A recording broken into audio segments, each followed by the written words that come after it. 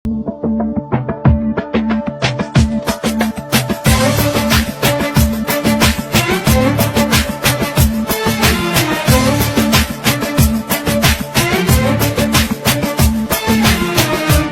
رب العالمين الله الله صل على طه الأمين الله الله في كل وقت وحين الله الله املأ قلبي باليقين الله الله ثبتني على هذا الدين الله الله واغفر لي والمسلمين.